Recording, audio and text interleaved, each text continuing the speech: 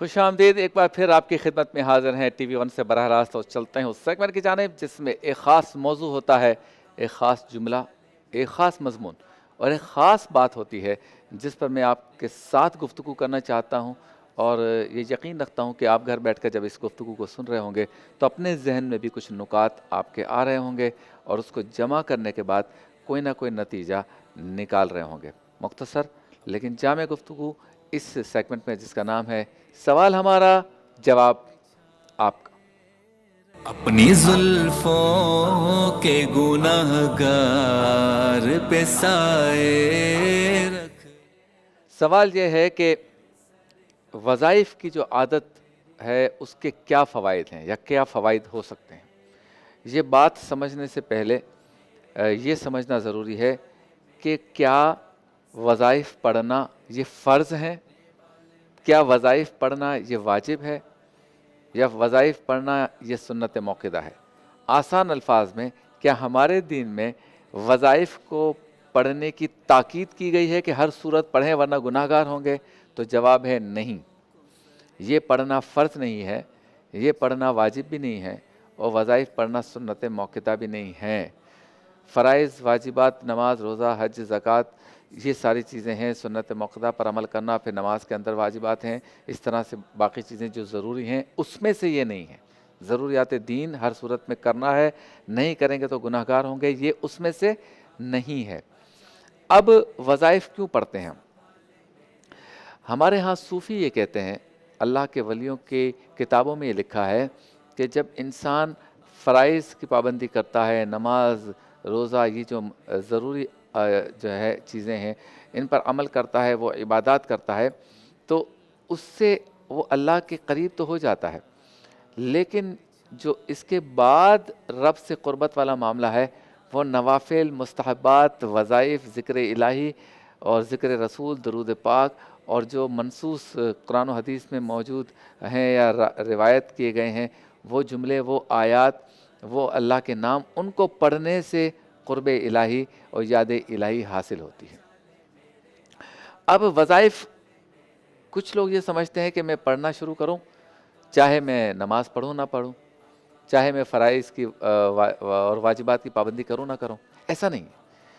وظائف آپ تب پڑھیں گے جب آپ نے واجبات ادا کر لیے، فرائض ادا کر لیے، سنت موقدہ ادا کر لیے، اس کے بعد وظائف کی باری آتی ہے۔ یہ ایسا نہیں ہو سکتا کہ آپ نے کہا کہ میرا بچہ جو ہے وہ بہت بیمار رہتا ہے، تو آپ کو کسی اچھے شریعت پر قائم رہنے والے اور اس پر عمل کرنے والے عامل نے بتایا کہ آپ ایسا کریں کہ روزانہ 11 مرتبہ سورہ فاتحہ پڑھ کر اس پر دم کریں، اور ہر نماز کے بعد آپ یہ پڑھیں، اور آپ کہیں کہ میں وہ نماز تو نہیں پڑھوں گا یا نماز تو نہیں پڑھوں گی، بس یہ دم کرتی رہوں گی۔ تو اس طرح وظیفہ جو ہے نا یا وظائف اس طرح سے جو ہے نا وہ اس کی پرواز اونچی نہیں ہوتی، یعنی وہ شرف قبولیت والا معاملہ نہیں ہوتا، اس کا اثر نہیں ہو سکتا۔ اور پھر ایسے شخص کو وظیفے کا کیسے ثواب ملے گا جو کہ اس نے اس صورت میں پڑھا کہ نماز وغیرہ اور سارے فرائض و واجبات چھوڑ دیے، تو اس کو وظائف کا فائدہ کیا ہوگا اور ثواب کیسے ملے گا؟ یعنی مثال کے طور پر آیت کریمہ ہے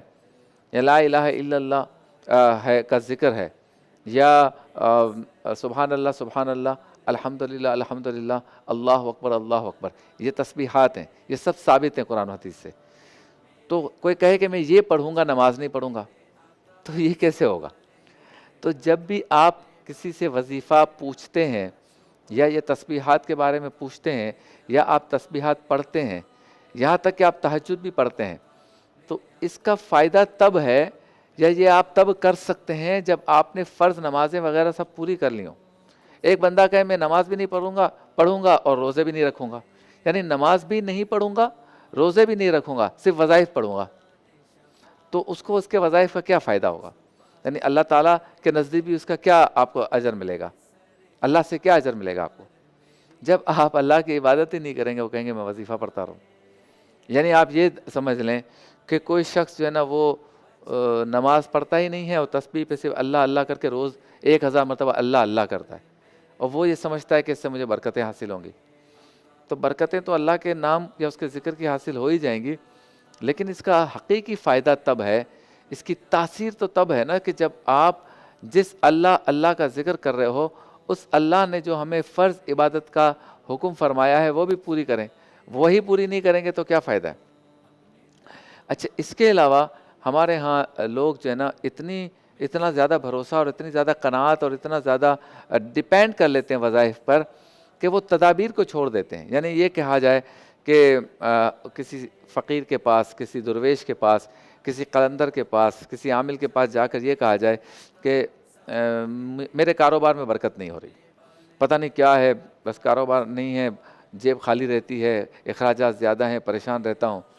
تو وہ کہیں گے کہ اچھا ٹھیک ہے، آپ یوں کرو کہ یا رزق یا رزاق کو پڑھو. مثال کے طور پر کہہ رہا ہوں، یا رزاق کو پڑھو. ٹھیک ہے،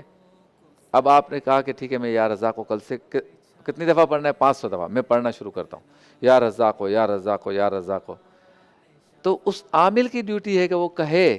وہ آپ کو بتائے کہ یہ یا رزاقوں کا جو آپ ورد کر رہے ہیں اس کا فائدہ تب ہے، اور یہ آپ نے تب پڑھنا ہے جب آپ نمازیں، 5 نمازیں پابندی کے ساتھ وقت پر باجماعت ادا کر لیں. باجماعت نہ بھی کر سکیں کسی عذر کی بنیاد پر تو 5 نمازوں میں سے کوئی نماز قضا نہ ہو. آپ 1000 مرتبہ، 500 مرتبہ یا رزاقوں تو پڑھ رہے ہیں، اس میں تو آپ کوتاہی نہیں کر رہے، لیکن جو 5 نمازیں ہیں اس میں کوتاہی کر رہے ہیں.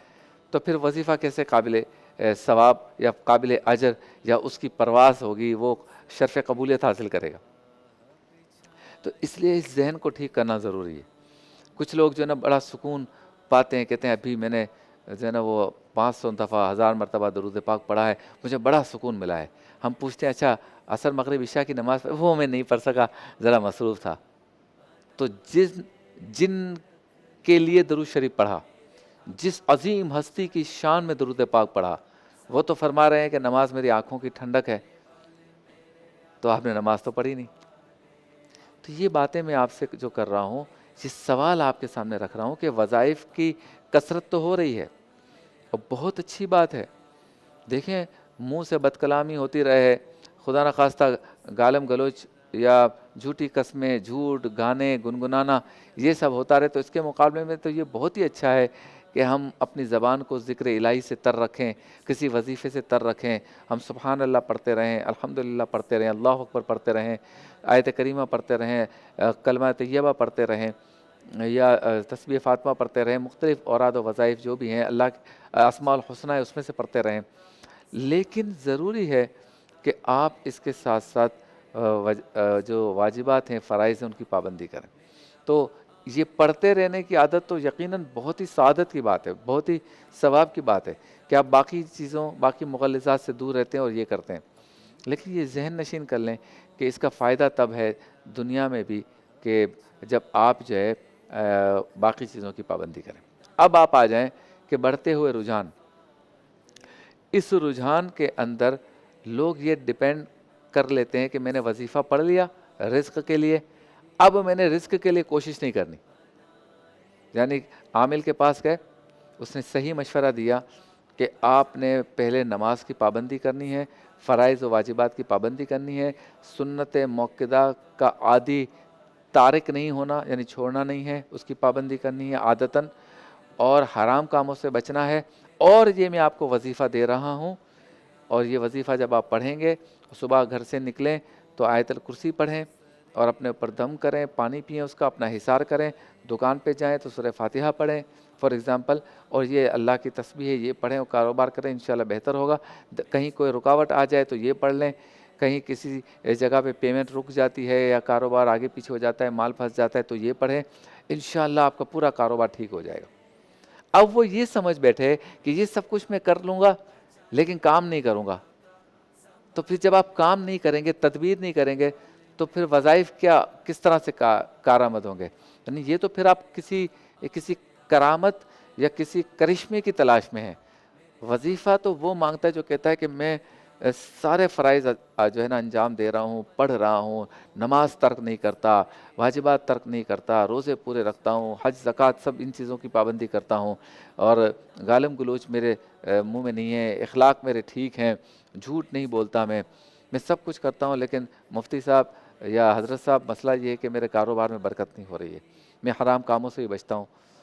تو وہ آپ کو وظیفہ دیں اور پھر آپ اپنے کام کو جاری رکھیں، اسی طرح صبح نکلیں کام پر، جاب کرتے ہیں تو ایمانداری سے کریں، آپ کاروبار کرتے تو پھر رب تعالیٰ اس وظیفے کے ذریعے آپ کے راستے کھولے گا نا۔ ایسے تو نہیں ہو سکتا کہ آپ اتنا ڈیپینڈ کر لیں گے کہیں کہ اسی سے ہوگا۔ اس لیے عادت بہت اچھی ہے وظائف پڑھنے کی، بہت اچھی عادت ہے، ہر وقت پڑھتے رہنا، اور آپ کی زبان تر رہے ذکر الہی سے، تو زبان میں منہ میں بھی خوشبو آتی ہے، چہرے پہ نور بڑھتا ہے، مغلظات سے بچتے ہیں آپ، غیبت سے بچتے ہیں، اور چغلی سے بچتے ہیں، بد کلامی سے بچتے ہیں، یہ سب تو ٹھیک ہے اور اس میں بہت فائدہ ہے، اور اگر آپ اس کے ساتھ اس کو کریں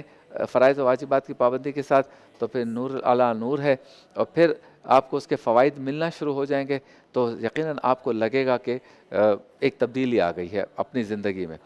اب ہمارے ہاں یہ بھی سلیکشن کرنا ہے، اور اس پر بھی آپ لوگوں نے غور کرنا ہے کہ وظائف کس سے پوچھے جائیں، کس کے پاس جا کر پوچھیں کہ کون سا وظیفہ ہے، اس سے جا کر پوچھنا ہے جو روحانی اسکالر ہونے کے ساتھ ساتھ، صوفی باصفا ہونے کے ساتھ ساتھ مستند عالم دین بھی ہو۔ اس کا فائدہ یہ ہوتا ہے کہ جب آپ اس کے پاس آنا جانا رکھتے ہیں تو آپ شریعت کے اور بھی اصول سیکھتے رہتے ہیں، اور وہ آپ کو وظائف کے فوائد کس طرح سے شرعی طور پر حاصل ہوں گے، اس کو پڑھنا کیسے ہے، اور آپ کی ذمہ داریاں کیا ہیں، وہ بھی آپ کو ساتھ ساتھ بتا۔ صحبت کا ایک اثر اور رنگ بھی آپ پر چڑھتا ہے اس کا جب آپ ان سے رابطہ۔ اگر آپ صرف نون عالم کے پاس جائیں گے، اگر وہ بھی نیک ہیں تو یقیناً ہم خوش گمانی رکھیں گے، اچھے لوگ بھی ہیں یقیناً، تو آپ یہ کہ ان سے استفادہ تو حاصل کرتے رہیں گے، لیکن ساتھ ساتھ جو ایکسٹرا استفادے کی میں نے بات کی ہے اس سے آپ محروم رہیں گے۔ تو کوشش کریں کہ ایسے روحانی اسکالر کی آپ تلاش کریں، کوشش کریں کہ وظائف ایسے روحانی اسکالر سے پوچھے جائیں اور ان کی صحبت اختیار کی جائے کہ جو زاہد بھی ہوں، یعنی زہد و تقوی کے مالک ہوں،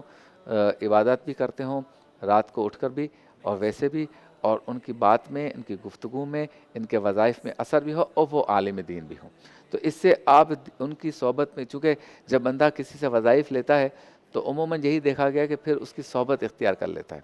تو اگر عالم دین ہوں گے وہ، تو اس صحبت سے آپ کو شرعی اعتبار سے بھی جو ہے وہ فائدہ ہوگا۔ پھر جس بات کا میں نے تذکرہ کیا کہ اگر عالم دین ہوگا وہ روحانی اسکالر، تو وہ آپ کو بتائے گا کہ آپ جو ہے ان فرائض کی پابندی کریں، نہیں کریں گے تو وہ آپ کو تنبیہ کرے گا، تدبیر بتائے گا، طریقہ بتائے گا۔ آپ کو میں انتہائی ذمہ داری سے بتاتا ہوں کہ بعض لوگ اس لیے وظائف والوں کے پاس یا وظائف لینے کے لیے صوفیوں کے پاس یا اسکالرس کے پاس جاتے ہیں کہ میں نماز تو پڑھتا ہوں لیکن میرا نماز میں دل نہیں لگتا۔ دیکھیں کتنا اخلاص ہے کہ وہ فرض کی ادائیگی میں دل لگانے کے لیے وظیفہ مانگ رہا ہے۔ اس شخص کی ہمیں ستائش کرنی چاہیے، داد دینی چاہیے، تحسین کرنی چاہیے کہ جو باقی زندگی کے معاملات ہیں ان کے بارے میں وظیفہ یا وظائف لینے تو جاتا ہے، لیکن سب سے زیادہ فوقیت اس نے یہ دی کہ میں اللہ کو یاد کرنا چاہتا ہوں لیکن اس یاد میں میرا جی نہیں چاہتا لگتا۔ میں نماز تو پڑھنا چاہتا ہوں، خیالات دوسری طرف چلے جاتے ہیں، میں وضو کر لیتا ہوں پھر مجھے سستی ہوتی ہے۔ تو یہ شیطان کا جو حملہ ہوتا ہے، اس حملے سے بھی آپ کو ایسا روحانی اسکالر بچا سکتا ہے جس کی اسپیشلٹی ہو وظائف دینا اور اسی کی اسپیشلٹی ہو شریعت کی پابندی۔ تو شریعت کی پابندی عالم دین ہوگا تو آپ کو اچھے طریقے سے بتا سکے گا۔ پھر یہ کہ وظائف رشتوں کے معاملے میں بہت زیادہ آج کل پڑھے جاتے ہیں، پڑھنے چاہیے۔ بچوں کی تربیت کے حوالے سے پڑھنے کی بہت زیادہ تاکید ہوتی ہے، لوگ سوال بھی کرتے ہیں، کرنی چاہیے۔ بچوں کے مستقبل کے حوالے سے بچے روتے ہیں، بیمار ہوتے ہیں، اپنے حصار آفات بلیات، ڈرنا رات کو، اور جنات جادو کے ڈر سے جو شیطانی خیالات آتے ہیں ان کے لیے میں بالکل چاہتا ہوں اور سمجھتا بھی ہوں، ایسے لوگوں میں رہتا ہوں، اس لیے آپ کو کہہ رہا ہوں کہ وظائف پڑھنے چاہیے، اس کے فوائد ہیں، لیکن پہلے فرض اور واجب یعنی فرائض اور واجبات کی پابندی کریں گے تو انشاءاللہ تعالی اس کا اثر ہوگا۔ وظائف ان سے پوچھے جائیں جو واقعی عالم دین بھی ہوں تو بہت ہی اچھا ہے، ورنہ خود باشرہ ہوں اور صوفی باصفا ہوں، ان کے سیرت و کردار میں شریعت کی جھلک آتی ہو۔ چلتے ہیں بریک کی جانب، بریک کے بعد ہوتی ہے آپ سے دوبارہ۔